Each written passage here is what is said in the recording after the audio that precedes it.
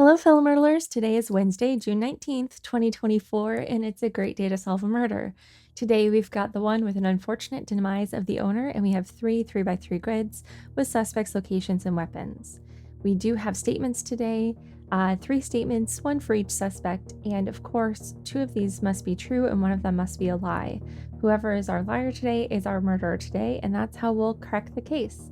So let's go ahead and meet our suspects today. We have Dr. Crimson, Chancellor Tuscany, and Silverton the Legend.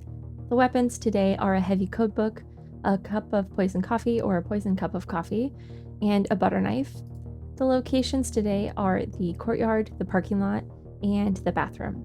All right, let's check out our two pieces of clues and evidence here. Chancellor Tuscany had never been in the courtyard, so we'll mark that in here. Silver hair was wrapped around a poison cup of coffee. All right, I'm assuming that's got to be Silverton the Legend. Let's just double check nobody else has a silver hair, right? Chancellor Tuscany has gray hair. I do appreciate that distinction, so we'll put that in there. All right, that's it for our clues and evidence. So let's check out our statements. What I like to do here is I like to go one by one and see if there's anything that must be true or must be false based on what we've already found. Once I do that, if nothing's sticking out, I see if there are any other associations between the statements that may be worth looking into, and finally I go line by line, assuming each one is a lie, so essentially taking the inverse of that statement and seeing if I can make the other two true in that case. So let's start just going through them one by one. Dr. Crimson says the heavy code book was in the parking lot. We don't have any information either about the heavy code book or the parking lot, so that could be true. Silverton the Legend was in the courtyard. Again, we don't have any information about Silverton the Legend's location, just Silverton the Legend's weapon was a poison cup of coffee, so we're not sure there.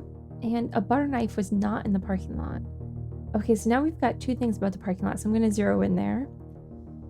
So let's see, a heavy code book was in the parking lot and a butter knife was not in the parking lot. So those could both be true. Let's try saying if this were false, a heavy code book was not in the parking lot, then this would have to be true, right? Because we can't have two lies. So that would mean that the poison cup of coffee would be the only remaining weapon to be in the parking lot. But that would not work because then Chancellor Tuscany would also be lying because Silverton the Legend would not be in the courtyard. So that doesn't work for this one to be a lie. So then let's try if we did, okay, well this also doesn't work. If this were a lie, it would say the butter knife was in the parking lot and we can't have two weapons there and this can't be a lie as well. So that means these two must be true. So that means Chancellor Tuscany is our murderer today. So I'm going to mark that in.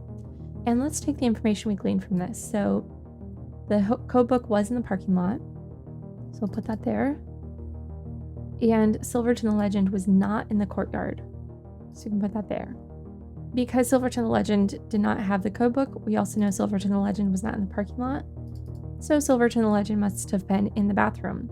That means that Chancellor Tuscany was in the courtyard and, Dr. Crimson was in the courtyard and Chancellor Tuscany was in the parking lot.